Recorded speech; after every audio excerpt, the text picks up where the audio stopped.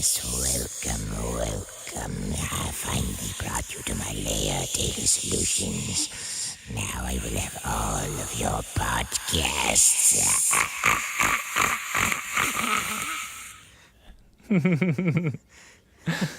All right. So, hi, everyone. Hey, welcome. Welcome to the show. You have a nice family-friendly show we got here. I'm Graham. My name is Ashkan. And today's question is TV, radio, and print advertising dead? Bam. Boom. I mean, All right. well, so for that, I assume they mean for a float tank center, since that's what our podcast is. Kind of in general. They go a little hand in hand. And I guess, we only started 7 years ago. And when we started, print and TV and radio already wasn't great for a float center. So for us, it's never even been alive, I guess would be the first part of that. Yeah, it's just really like they're very busy mediums to try to get people's attention on. There's a lot of advertisements already. There's a lot of people being used to ignoring those advertisements. People's attention is already like pretty fractured when it comes, not everyone watches like cable TV anymore and things like that.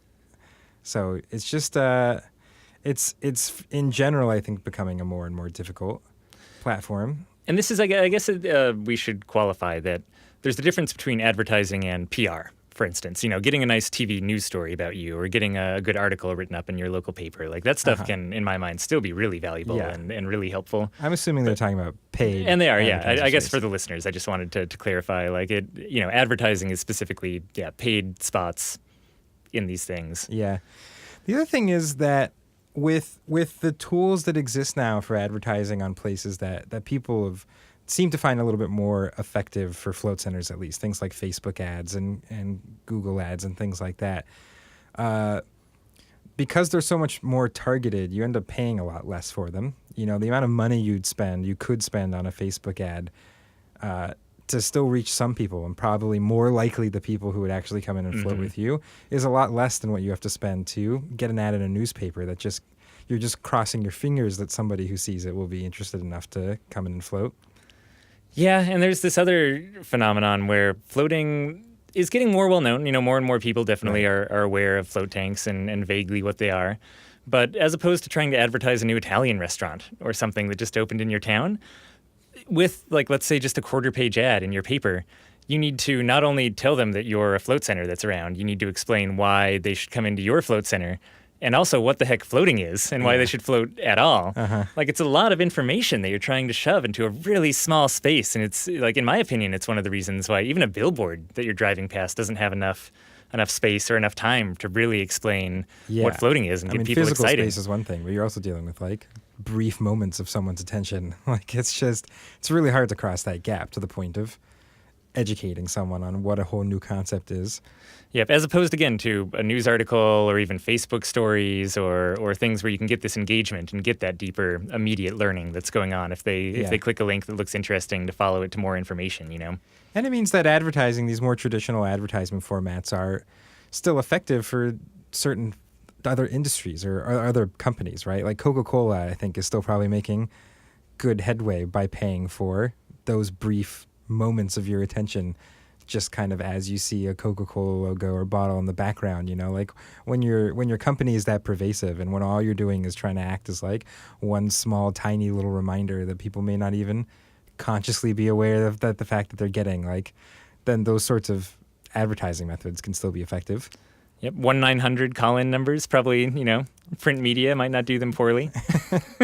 So that's not where we're at yet, I think. At the point that your float center is as well known as Coca-Cola, then you can start doing giant crazy ad campaigns. Right, and it's because it's a whole different game that they're playing at that point. They're just trying to have that image of Coca-Cola in your mind. You already know what it is, you've tasted it. They're just trying to, like, remind some part of your brain viscerally that Coca-Cola exists and you might want it again, right? That's a very different thing than trying to educate someone on a whole new wellness practice that you want them to adopt. So the interesting thing is, though, as floating becomes more well-known, it'll get further in that direction. Yeah. So, like, I would almost say that these things like big newspaper ads and billboards and things like that will probably become more effective over time for float centers as the concept becomes more like familiar to people, right? Because then just brief moments of someone's attention is enough to be like, oh yeah, floating. I should go float again. Like that is kind of just a gentle reminder you need, rather than like attempting to get them from 0 to understanding floating and wanting to come in. Yep. And, it's like I guess if you want to do a little bit of your own research or kind of verifying some of the crazy things that we're saying here, just take a look at the industry report, even from this last year, from 2017. And up there, just every single time for every industry report, the top 2 things that succeed for people that people say have been the best marketing efforts for them are word of mouth, number 1, and shortly behind that, Facebook advertising as number 2, and then everything else down below that. And it's a while before you get down to TV and print advertising and things like that. Yeah. The float industry report. Yeah, the what did I say? Just state of the industry report. Like, we're talking to clarify in case you don't know what we're talking about. All of a sudden they're on French fry, like deep fryer industry reports and totally lost. I don't see this at all. But the weird flip side of that, and it's a small flip side because it's a small number of people who answer that print advertising is working really well. But the question is actually what marketing has worked best. And every year there are people who say that TV advertising has worked best for them, or print advertising or radio advertising has worked best for them. It's just those numbers are so dramatically smaller than people who said that word of mouth or Facebook advertising worked the best. There's not a lot of people trying it, I would say, too, in the industry. Like, I haven't heard of a lot of people like actually taking a TV ad out. Yep. They're expensive to make, too. Yeah, certainly. And my theory is that those people also aren't trying other forms, right? Like if all you do is advertise on TV and in your local paper and you're kind of a more old school person that way, then sure, like maybe that works best for you. You just Morse code advertising. haven't really played around with Facebook, So here's the thing, though. If you want to try it, I mean, that's the best way to figure it out. You can just try it. That's a terrible way to figure anything out. You should listen to our opinion, not test anything for yourselves. If you want to figure it out for yourself and try it, then the important thing is to be able to track it somehow.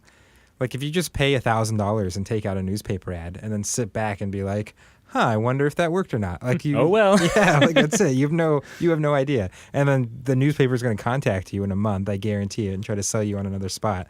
And you're going to have no idea whether it was effective or not. And all the other local newspapers will start contacting you too, because they go through and find out who's paying for advertising and try to get them on their side, So really, like what you want to do is you want to have something on the advertisement that allows you to track as best as possible how many people are actually coming into Flow based on that advertisement.